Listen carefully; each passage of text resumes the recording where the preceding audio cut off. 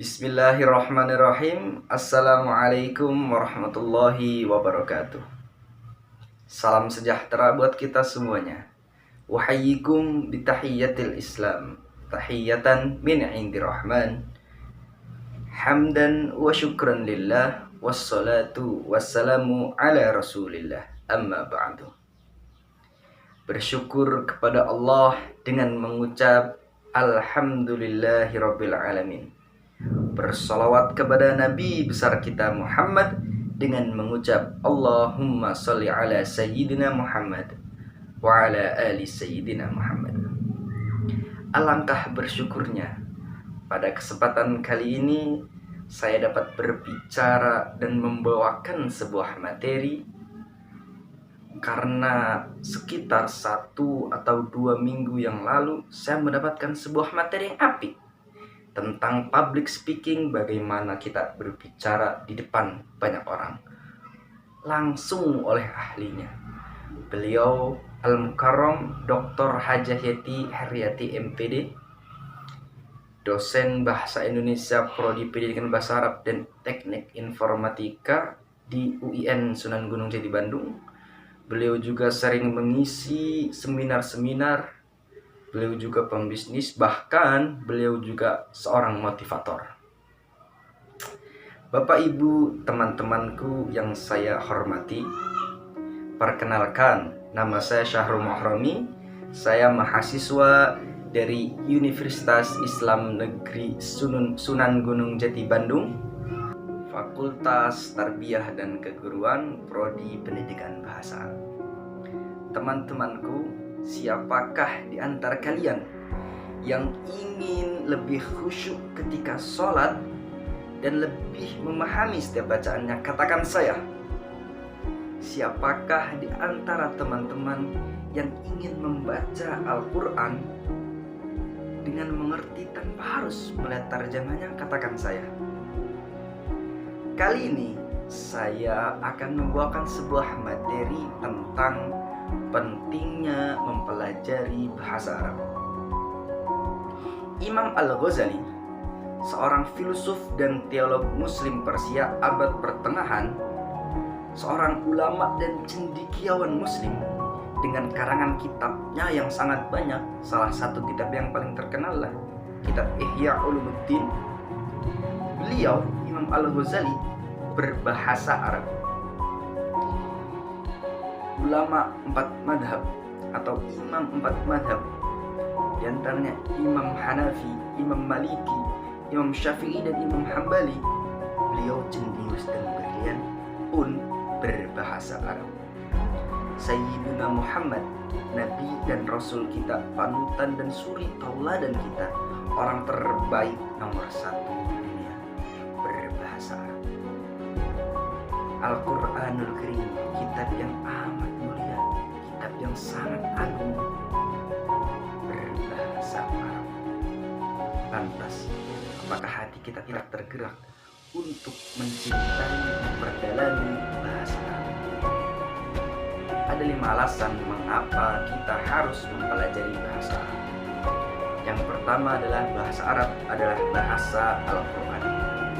Allah Subhanahu wa Ta'ala telah menjadikan bahasa Arab sebagai bahasa Al-Quran, karena bahasa Arab adalah bahasa yang paling sempurna yang pernah ada. Allah berfirman dalam Al-Quran, Inna anzalnahu Qur'anan Arabiyya la'allakum ta'qilun. Sesungguhnya kami telah jadikan Al-Quran dalam bahasa Arab supaya kalian memikirkan. Surat Az-Zukhruf ayat 3. Ibnu Katsir rahimahullah menjelaskan ayat di atas bahwa bahasa Arab adalah bahasa yang paling fasih, paling jelas, paling luas kosakatanya, dan paling banyak mengandung makna yang menenteramkan jiwa. Oleh karena itu, kitab yang amat mulia ini, yaitu kitab Al-Quran, diturunkan dengan bahasa yang paling mulia, yaitu bahasa Arab. Yang kedua adalah bahasa Arab adalah ilmu alat. Rasulullah Shallallahu Alaihi Wasallam bersabda, khairukum man ta'allamal Qur'ana wa 'allamah. Sebaik-baiknya kalian adalah yang mempelajari Al-Qur'an dan mengamalkannya. Tentu setiap muslim, semua orang ingin menjadi yang terbaik menurut pandangan Rasul. Maka kita senantiasa harus mempelajari Al-Qur'an. Dasar dari mempelajari Al-Qur'an adalah pelajari dulu bahasa Al-Qur'an tersebut, yaitu bahasa Arab. Pepatah Arab mengatakan, "Man 'arafa lughata qaumin salima min makarihim." Barang siapa mengetahui suatu bahasa kaum, maka dia akan selamat dari tipu daya kaum tersebut. Ibarat orang yang ingin menebang pohon, namun tidak ada alat untuk digunakannya. Begitu juga mempelajari Al-Qur'an, maka kunci atau alat tersebut adalah bahasa Arab. Karena bahasa Arab adalah kuncinya ilmu pengetahuan agama. Tanpa penguasaan bahasa Arab yang baik, maka tidak akan dapat mendalami ilmu agama yang baik. Orang yang mempelajari suatu bahasa tertentu, pasti dia akan sering membaca buku-buku yang berbahasa yang ia pelajari.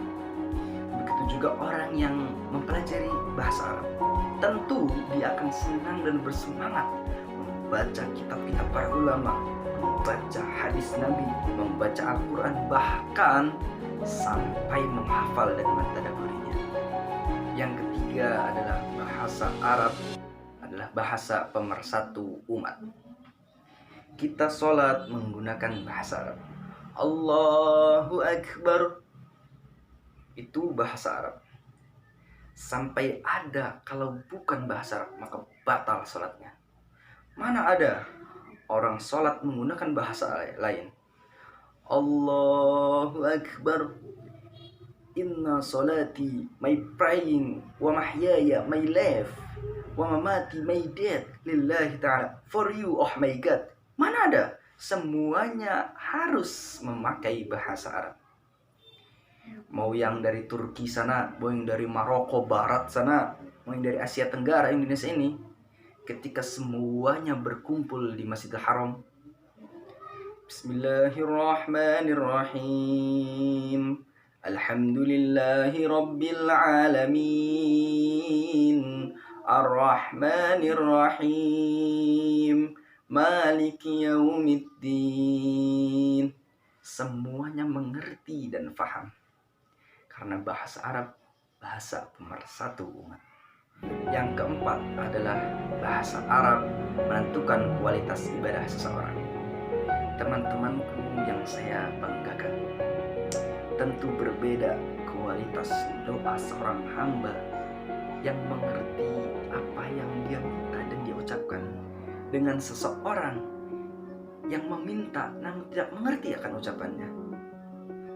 Begitu pula sholat kita, tentu berbeda kualitas kekhusyuan seorang hamba yang mengerti akan bacaan setiap sholat dengan orang yang hanya melantunkan di lisan saja, yang tidak mengerti. Tentu berbeda. Maka dari itu, yuk pelajari bahasa Arab, karena bahasa Arab adalah kunci ilmu agama. Yang terakhir, yang kelima adalah bahasa Arab adalah syiar umat Islam. Ibnu Taimiyah rahimahullah berkata, Al-lisanul arabi syiarul Islam wa ahli. Bahasa Arab adalah syiar kaum muslimin. Dapat disimpulkan bahwa mempelajari bahasa Arab sangat krusial dan sangat penting bagi setiap muslim.